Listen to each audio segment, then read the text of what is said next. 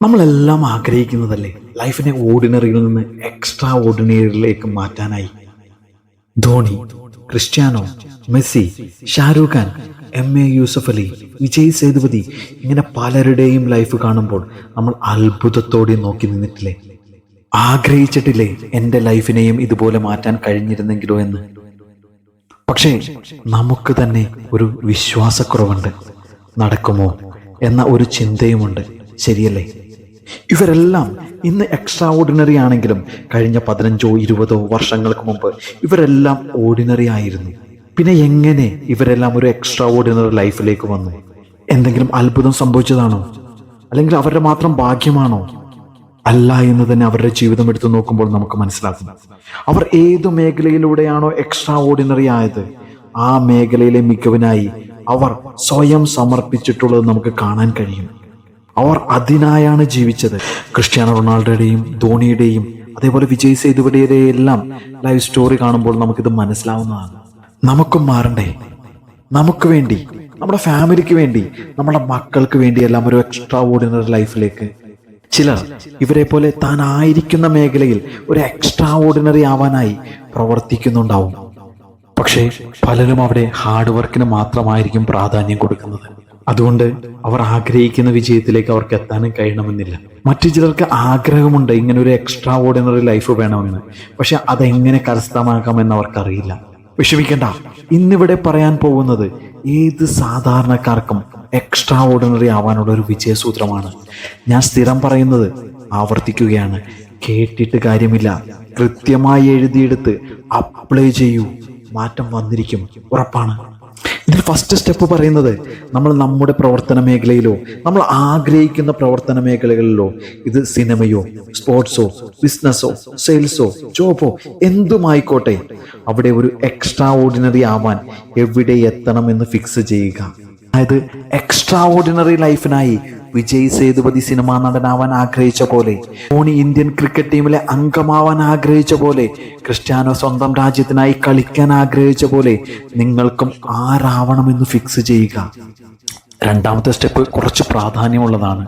നമ്മുടെ സാധാരണ ചിന്ത നമ്മൾ ചെയ്യുന്ന ഹാർഡ് വർക്കാണ് നമ്മളെ സക്സസ് ആക്കുന്നത് എന്നാണ്. പക്ഷേ വിജയസൂത്രങ്ങൾ പറയുന്നത് 80% മൈൻഡ് പവറും 20% സ്കില്ലും ഉപയോഗിച്ചിട്ടാണ് വിജയിച്ചിട്ടുള്ളവരെല്ലാം വിജയിയായിട്ടുള്ളത്. അതിനാൽ നമ്മളുടെ മനസ്സിനെ നമ്മൾ നന്നായി സൂക്ഷിക്കേണ്ടിയിരിക്കുന്നു.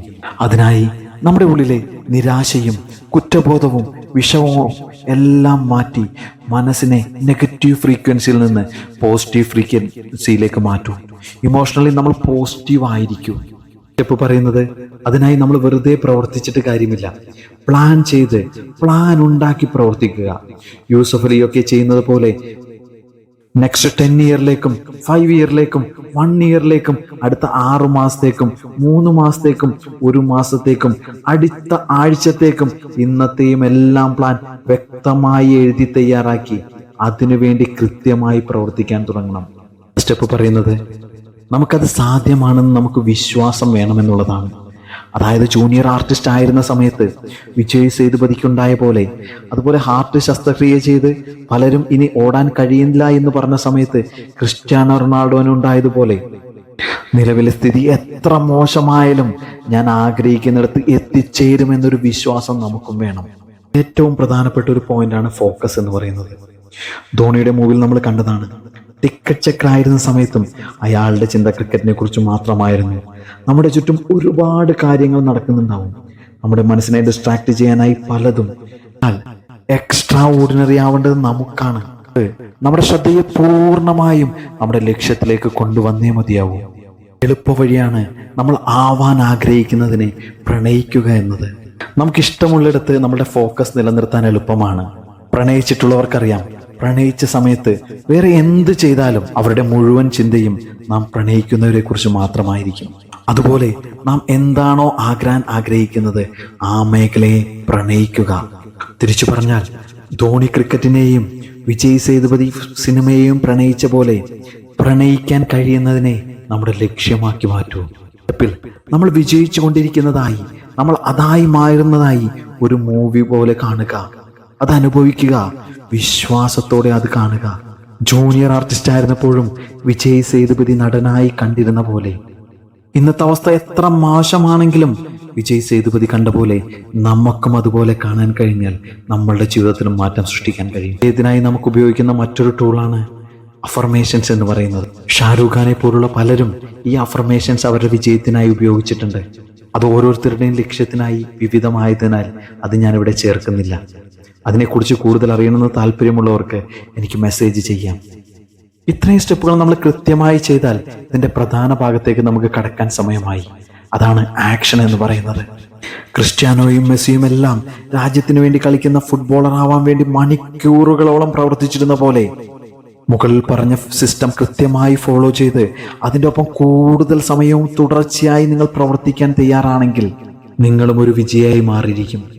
നമ്മൾ പലപ്പോഴും പ്രവർത്തിക്കുന്നുണ്ടാവാം, പക്ഷേ അതിൻ്റെ ഒപ്പം ഈ പറഞ്ഞ പല സ്റ്റെപ്പുകളും ചെയ്യാൻ മറന്നു പോകുന്നു.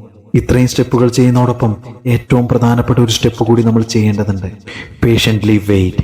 സേതുപതിയെ പോലെ ഒരു എക്സ്ട്രാ ഓർഡിനറി ലൈഫാണ് നിങ്ങൾ ആഗ്രഹിക്കുന്നതെങ്കിൽ അദ്ദേഹം കാത്തിരുന്ന പോലെ നമ്മളും കാത്തിരിക്കാൻ തയ്യാറാവണം. മടുപ്പില്ലാതെ പ്രവർത്തിക്കാൻ തയ്യാറാവണം. ഈ സ്റ്റെപ്പുകൾ ഫോളോ ചെയ്യുന്ന ആരും വിജയായി മാറിയിരിക്കും, ഒരു സംശയവും വേണ്ട. ഓരോ സ്റ്റുഡൻസിൻ്റെയും വിജയ കഥകളിൽ നിന്നാണ് ഞാൻ ഈ പറയുന്നത്. സെൽഫായി ഇത് ചെയ്യാൻ ബുദ്ധിമുട്ട് നേരിടുന്നു എങ്കിൽ എൻ്റെ ഒപ്പം ഈ മെത്തേഡ് പഠിക്കാനും വിജയിക്കാനും ആഗ്രഹിക്കുന്നു എങ്കിൽ നിങ്ങൾക്ക് എനിക്ക് വാട്സപ്പ് ചെയ്യാം. നമ്മൾ മനസ്സിലാക്കുക, വിജയം ആരുടെയും കുത്തകയല്ല. ആഗ്രഹിക്കുന്ന ആർക്കും വിശ്വാസത്തോടെ ഇതുപോലെ പ്രവർത്തിക്കാൻ തയ്യാറായാൽ വിജയിക്കാനും കഴിഞ്ഞിരിക്കും. ഈ വീഡിയോ നിങ്ങൾക്ക് ഉപകാരപ്പെട്ടു എന്ന് തോന്നുന്നെങ്കിൽ നിങ്ങളുടെ സുഹൃത്തുക്കൾക്കും ഷെയർ ചെയ്യൂ. വീഡിയോകൾക്കായി ഞങ്ങളുടെ ചാനൽ സബ്സ്ക്രൈബ് ചെയ്യൂ. Thank you very much.